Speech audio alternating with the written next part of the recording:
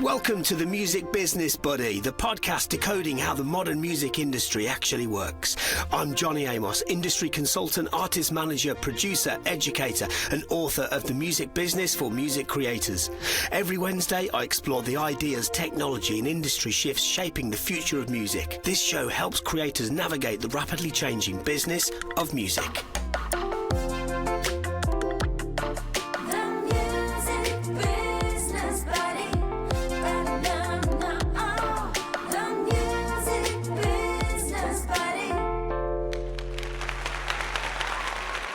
Hello everybody, hope you're doing well. I am really excited about the guest that I've got in today. I'll be honest with you, I've been really excited for weeks knowing that I was going to talk to him because he's such a fascinating guy. I'm a big fan of his music as well, which is also exciting, and he is a very, very, very insightful, generous, kind, warm human being by the name of Nathan Duvall. So some of you might know his work from Disciples, which is a London-based electronic trio, or some of you might know his solo work, Duvall.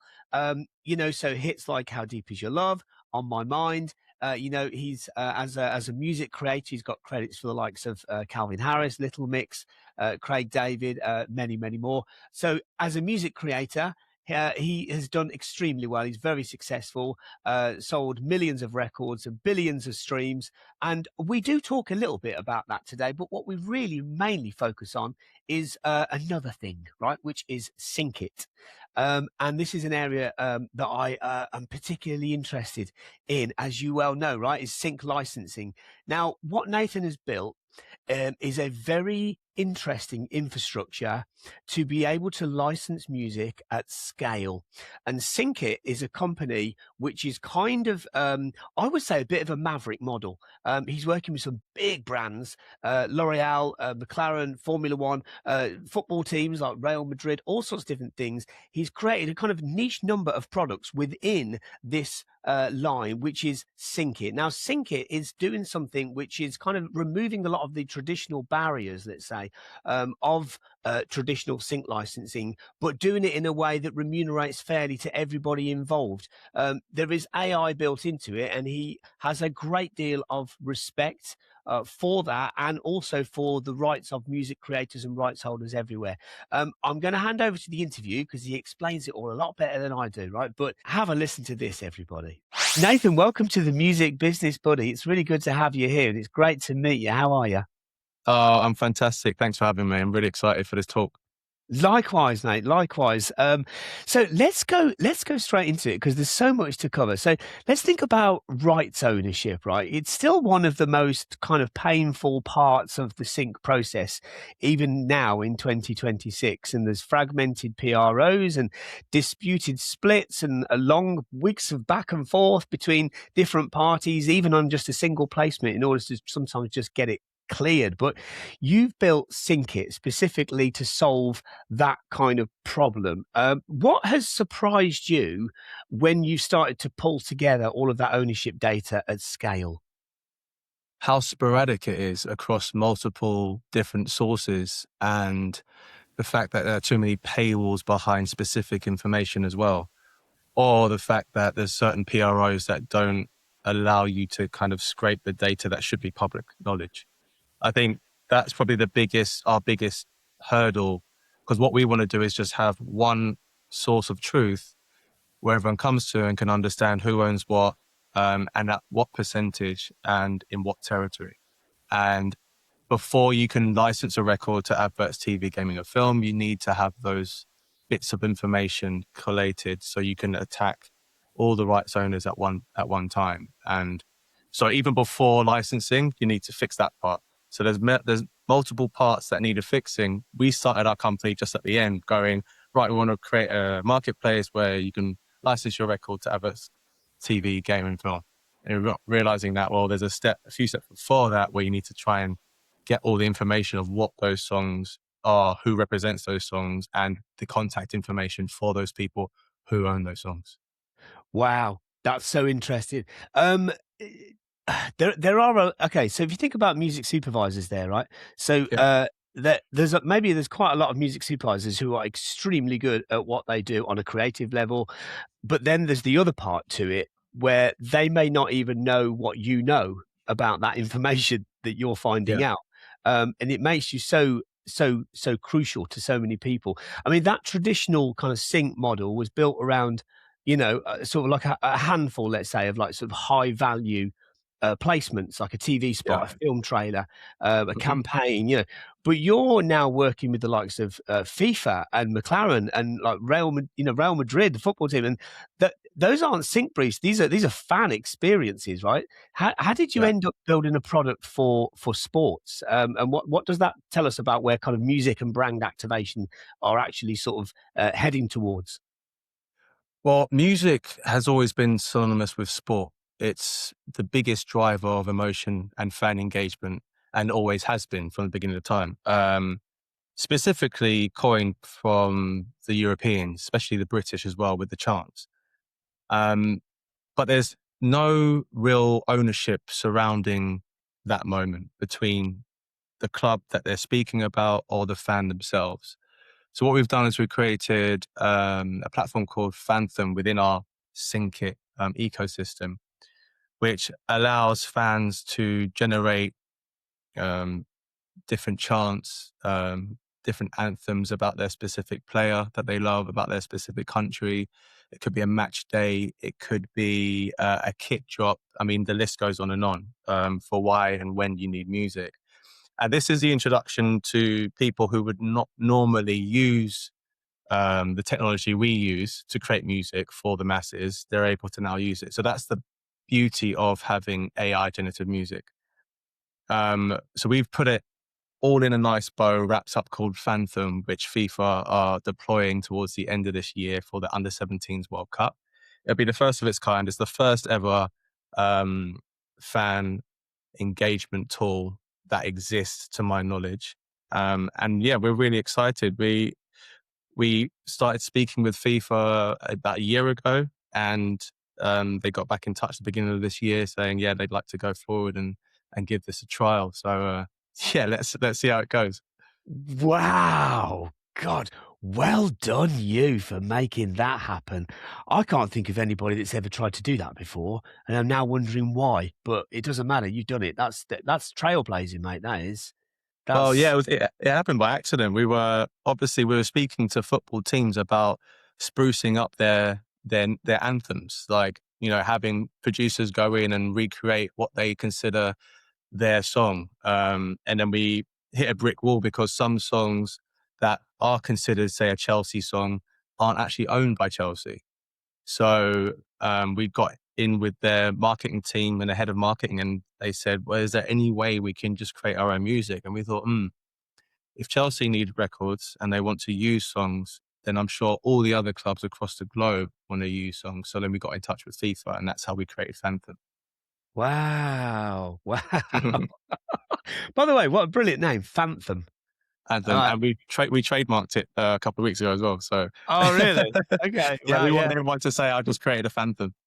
That's wow. Some of the best ideas are often the kind of like the simplest names, aren't they? And that's a fine example of it. That's amazing. Wow.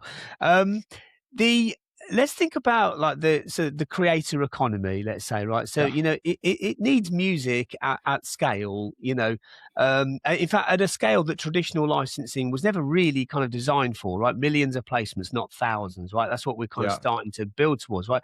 And you're building an AI infrastructure that actually, across discovery and metadata and rights. But let's go for a slightly harder question on this, right? Is the music industry actually ready for that type of infrastructure, or are the labels and PROs and the publishers, kind of still the biggest blocker for that to work properly? I think what's going to happen, they have to be ready for an infrastructure that meets the demand of today. Predominantly right now, it takes too long to license a song. The information's fragmented. There are too many people to talk to. The birth of AI and generative AI is a problem. Not for the individual creator, but it's a problem for our industry, because we work with massive brands. We work with L'Oreal. L'Oreal don't have time to wait for you to license to get a song licensed.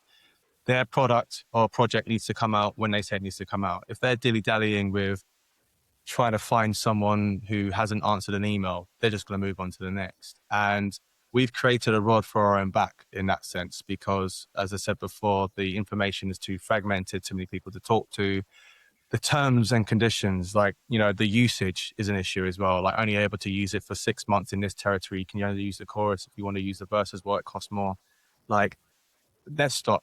It's just nonsense. And what we're doing is we're pricing ourselves out of the game completely. So unfortunately, we do have massive brands that we work with that are indifferent to whether it's AI generated or human made. And that's just the reality of it. The most important thing is the music. The music helps tell the story that they need to tell. It doesn't matter where it comes from. There are certain brands that care more about the artist, because obviously if you match a song and a product, it's about the artist and the demographic they reach. That will never change. That's fantastic. Love doing that. But the majority of brands want to create content at scale. So it could be social media campaigns, ad campaigns. They need to test as well, right? So a lot of our brands that we work with, they do like 30 pieces of content to test the markets and not even do it publicly, just small testing. They need music for it. They're getting bogged down with licensing issues, so they're having to use players like Epidemic Sound who obviously offer stock music, but, that can only go so far. So the only natural progression is we need to create an infrastructure that allows brands to access music quickly and at scale. And that's what we've started to do. The other side of it is we are also using AI to help speed up our processes, whether it's creating the infrastructure to help them or a fan engagement tool, like I just said, Phantom. It's within us now. AI is here to stay and it's only going to get better. But what people do value, what brands do value, is your expertise. So you need someone who has 10 years, 20 years experience behind the tools we're using, because it's not as simple as I can create a song and now I can put it to my ad. You need cut down versions, you need mixes, you need masters, you need stuff without vocals, with vocals. You need to understand the nuances behind creating music, and only experience can get you that. That's a very, very good point. I think a lot of music creators as well will find that deeply reassuring. And it's not that they're not needed. It's just that they're needed in a slightly different way than they were perhaps before, which makes perfect sense, especially when you look at, we're all consuming media differently, aren't we now? We're not all watching legacy television, etc., like we were. And our needs as consumers have changed, and therefore the needs for brands and how they use music has also then changed. And it's, my goodness, it's changing quickly. It really is. It's kind of hard to keep up sometimes, actually, isn't it? But, but like if you look at like production music and how well it did last year, it's because it's quick and easy, right? It's because people can just get it. It's quick, it's easy, it's clearable. But then what they don't get is something that's bespoke or unique to them. Yeah, exactly. So, you've kind of got the best of both worlds, but that's why you're doing what you're doing. I mean, exactly. It's fascinating, it really is. Let me ask you about this, if I may. Now, you started as a music creator, as an artist, right? 50 million records sold. Goodness knows how many billion streams. Brit nominations.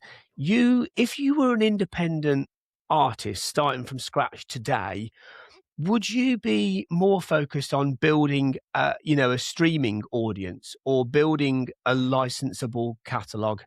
And how does that answer change your product decisions at SyncIt? Both things are true. I think you need to do both. You don't need to think about both, because I think if you think about building a licensable catalog, it won't happen the way you think it would happen. I think building an audience in general is super, super important, and knowing who you are as an artist is super, super important. I think people build publicly now as opposed to in their bedroom or in their garage. I think showing people the steps of how you made records to the point where you get to your first show, to the point where you sell out your first stadium, it's now documentation is the most important thing, not just creation. So we sell music visually now, not with our ears. We sell things with our eyes. So if I'm going to play you a song, or if I'm going to show you a song, it's a completely different emotion altogether. Most songs are hits today because of something they saw alongside that song, not just something they heard. Radio is the only time to hear something. Spotify, streaming services is the only time to hear something. But we all consume music visually now, which is the weirdest thing to say. It's like music is for your ears, but actually no, it's for your eyes now. So Yeah, yeah, yeah. it's completely changed. Well, a superb answer. So insightful. Thank you so much. I'm just thinking, of emerging artists then that, that sometimes they'll come to me and they'll say, I've got this, let's say it's an EP, should I go down this route, and waterfall it as and collect it into an EP and do that? Or is this something that can be used as stock music? I might make more money, and it kind of, if there is a sort of middle piece where you go, let's make this commercial music, but let's also make it available to be licensed, then Yeah. artists can build that audience and do the sync Yeah. thing at the same time, right? Yeah, I think you should only be doing that. I think building bodies of work will never go out of fashion. It's the most important thing. Being part of albums where I produce songs for other people and being part of singles that I do with my band, I see a clear difference between bodies of work and singles. And the single life is fantastic. Like it gets us so far. But when I've been part of albums and material that can stand the test of time and there's a journey to it, brands really care about that. They care about licensing music that has a story behind it. And you can do that through EPs and LPs. So I think that's the most important thing to do as a new artist. How to get it out, I think too many people think about that too early. It's important to get your music heard, but it's important to know that your first song, your third song, your fifth song, it doesn't matter. The result doesn't matter because you have no idea when people will pay attention. It could be 10 songs down the road. It could be 50 songs down the road. The most important thing is the output, getting it out in front of people. They will tell you what they like and don't like, and then you can iterate from there. I think even we are, we make that mistake a lot because we come from a different era where we've got to get the music right first, and then we'll go and launch this EP, or then we'll go and launch these 3 singles. We have no idea what the singles are going to do unless you show someone first. So today you're able to show an audience first. Even if your audience is 25 people, that's still an audience. If 17 of them are like, yeah, this is the one, then that's the one to go with.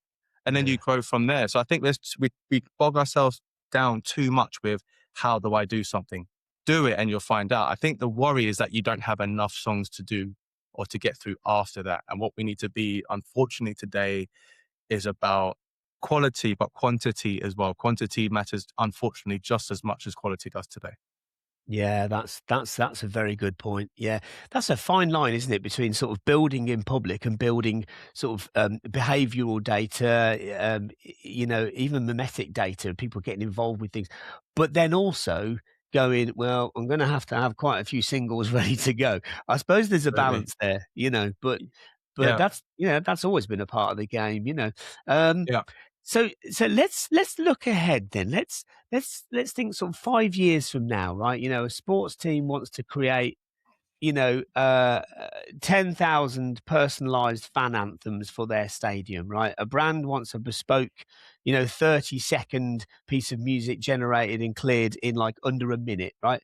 Yeah. A film director wants to search through an entire catalogue by emotional arc rather than genre because they don't know what genre they're looking for, but what they know what mood they're looking for. Are any Yeah. of those, science fiction, or are all of these things technically possible?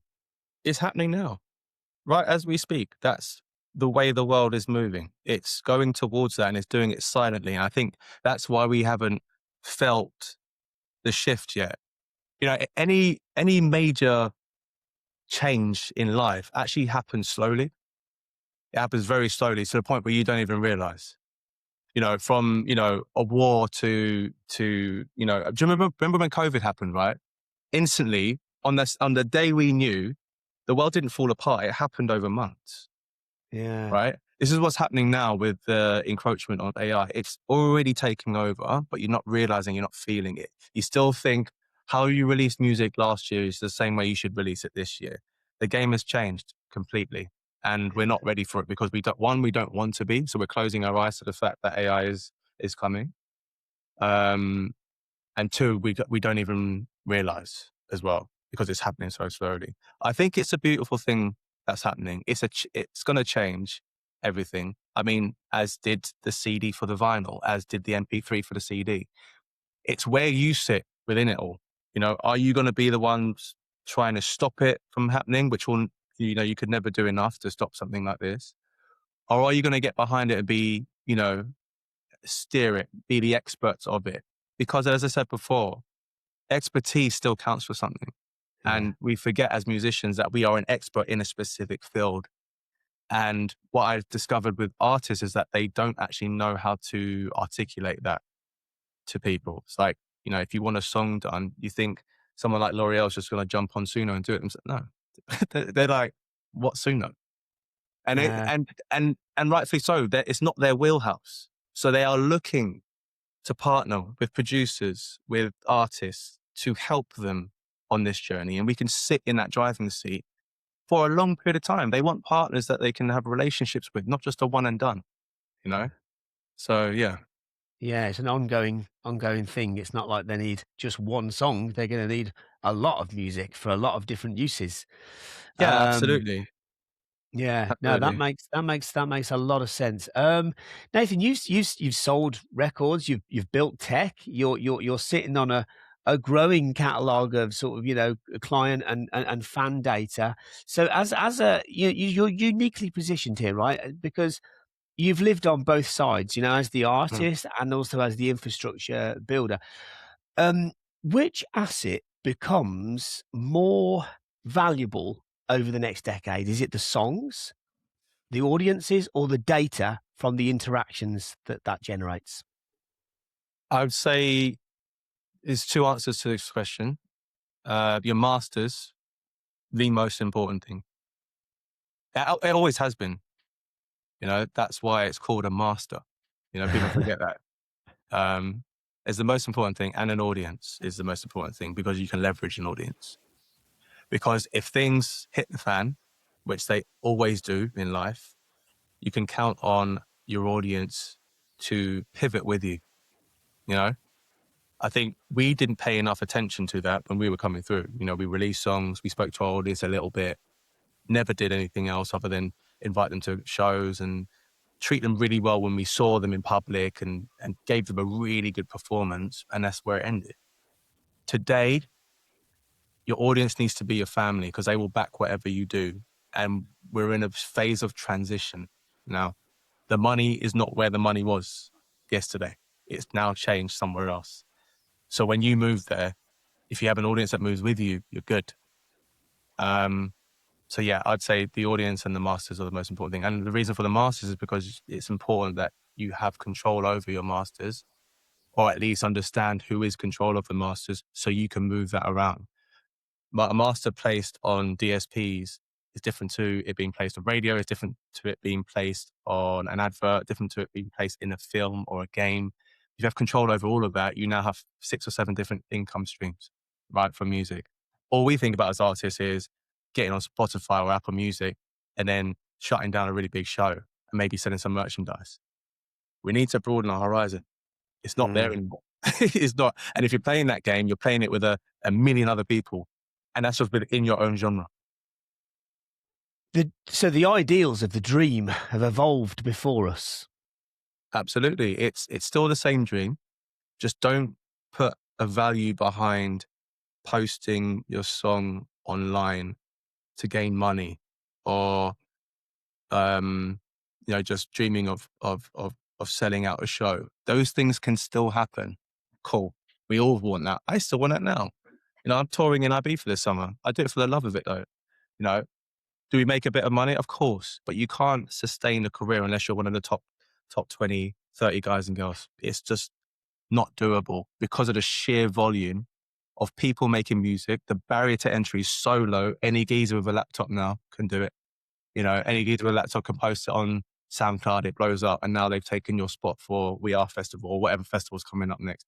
It's really now a case of being clever and putting your music in different areas and being in control of your music so that you can maneuver, you know, so that you can go and get a licensing deal or speak to someone like me who can help you get on the lineup with Formula One. We worked with Silverstone year before last as well with Red Bull. as well. So they're really into music. They're really into championing artists of all different backgrounds and giving them a spot. You know, I know all this because I'm looking for different things to do with my music and myself as an artist. And then I create long-lasting relationships with the likes of Red Bull or Silverstone or L'Oreal, whoever it may be. And that's where, for me, the value lies. It's in the relationships with the people who value music the most. And it's not the industry. It's not the music business. It's the brands. It's the people that know that without music, their story sucks. Yeah. That's so interesting. I mean, you're saying so many things that I've been thinking for a while, and it's so useful, I think, for no, I was going to say for artists to hear what you say. I think I'd extend it beyond that. I think anybody to do with any part of any artist team to be thinking in the way that you're thinking.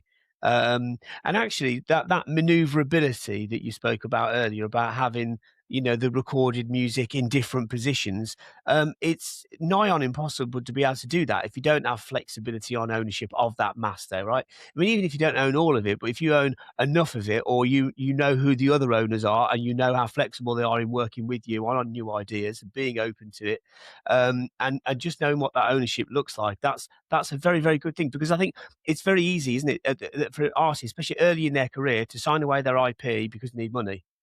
Um, Yeah. and then Yeah.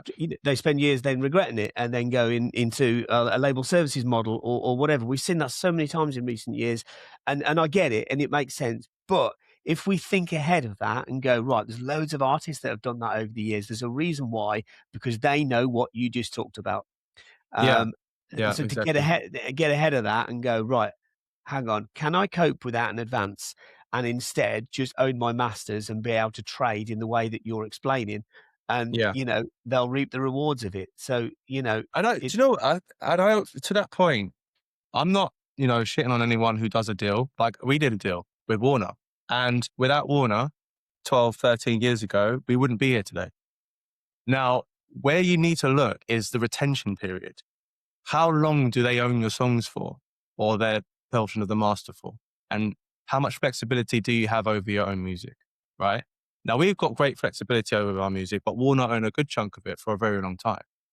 So signing a deal at the time meant that we could get on finally. We weren't great at building our own audience. We didn't really believe in ourselves in that way. So having Warner in the machine that it was back then, second to none. Never regretted it. What I do regret is not looking at the fine print a bit more and being like, that retention period is a bit high. If anyone doesn't understand, the retention period is how long they hold onto your records even after the deal the term is done.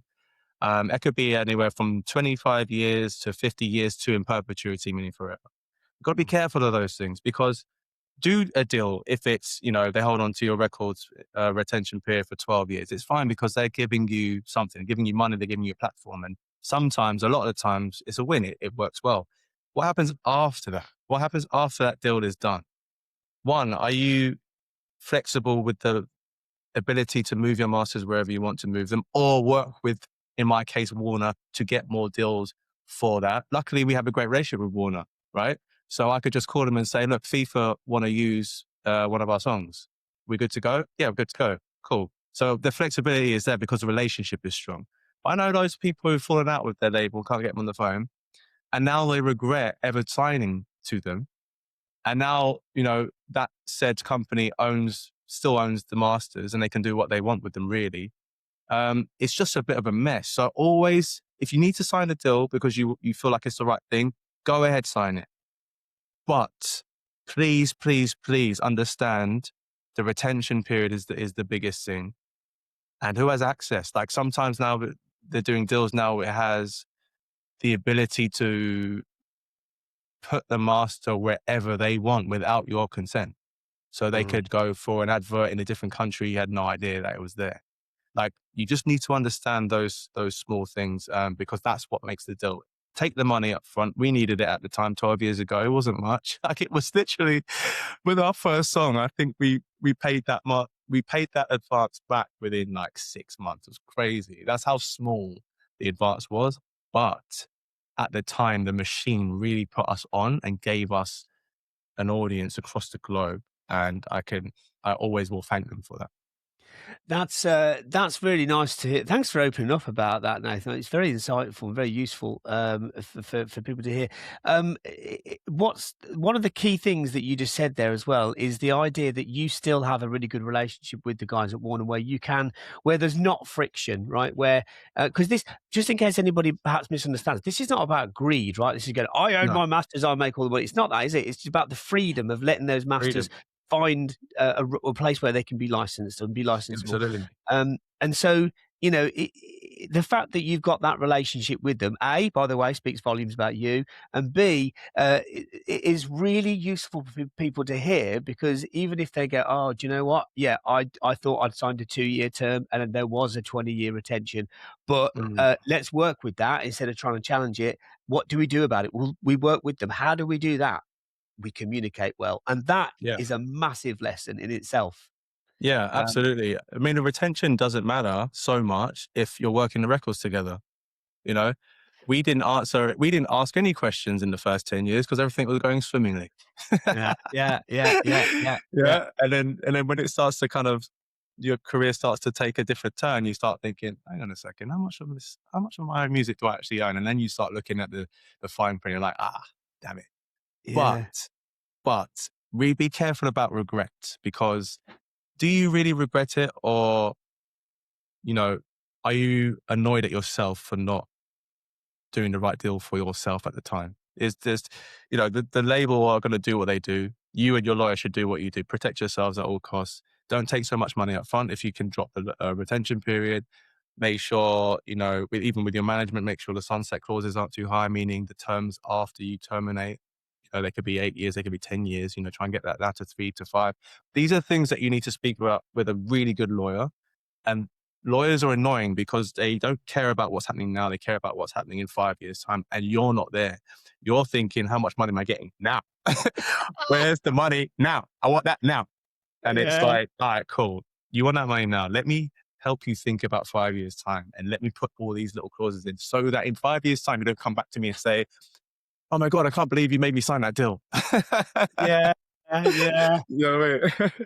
Do you know, it's so funny, right? Because, you know, I used to be the artist, and now I'm on the other side of it. And I'm telling people all the time, you know, think long term, think about what this might be in, you know, 10 years or 20 years. And of course, people aren't always doing that. And I say to my wife, I say, I wasn't thinking that when I was in my 20s. Like, you just don't. You don't. You're not thinking like that. So, and also, it's unsexy, isn't it? It's like, who the hell wants to think about retention periods and all this stuff that actually sucks the fun and joy out of making music and becoming who you want to become? I don't blame artists for not thinking that, but if you have a manager, they 100% should only be thinking that. If you have a good lawyer, 100% they should only be thinking that. So it frees up your brain space to enjoy what you do best. You know, that's the important thing. Yeah. And then for those artists that do know that do think ahead to that do that, can then entice a better manager to work with them, because they'll, you know, be like, oh, okay, yeah, this artist knows the business. This is good. We don't have to educate them. Let's work. Okay, you know. Yeah. So, and unfortunately, that often happens after you've been stung, or after you've had 5, 6, 7 years in the business, and you'd be like, I'm not going to let that happen to me again. Normally, it's a lesson learned from experience. So. Yeah, no, that's very true. Nathan, thank you so much for your time today. You are a true gentleman, and you are so incredibly impressive. Congratulations for all that you have achieved and all that you will continue to achieve. You're a top man. I really appreciate your time. Oh, you're going to make me cry now. Stop it. Thank you so much. But it's been an absolute pleasure. I'd love to do this again when we've got some more updates for you. Thank you. You'll be welcome anytime, mate. Okay, there you go. What a dude. What a lovely guy as well. Like, you can, do you know, let's just go back to just, you know, come away from business for a minute, right? Which, I know this is a music business podcast, but music's about people, isn't it? And about moments and about events and about songs and things that touch people and move people. And for all of those things to work, we need people, right? Special people. And Nathan Duvall is one of those people. There are so many strings to his bow. He's so impressive on so many levels. But I think more than anything else, he's just a lovely guy, right? You know, he's the kind of person that, like, you know, let's say it's Warner's, as he was talking about, and whoever he's talking to, and his name pops up. I bet that he's never the kind of guy where people go, oh, I bet it'll be, because he's that. He's special. He's wonderful.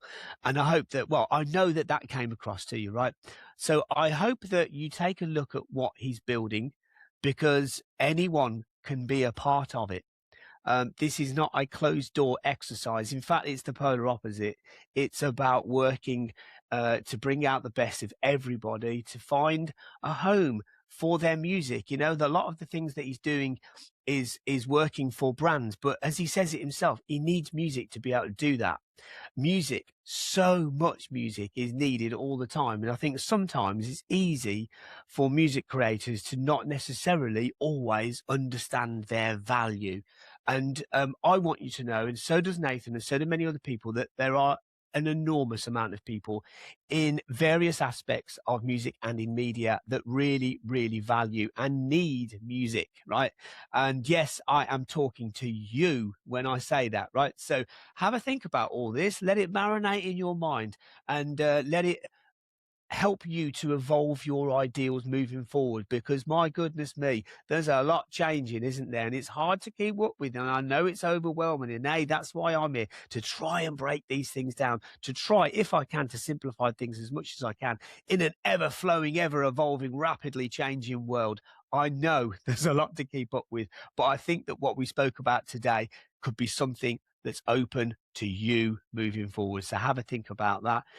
Until then, have a great day, everybody. Thank you for being here and a part of this community, and may the force be with you.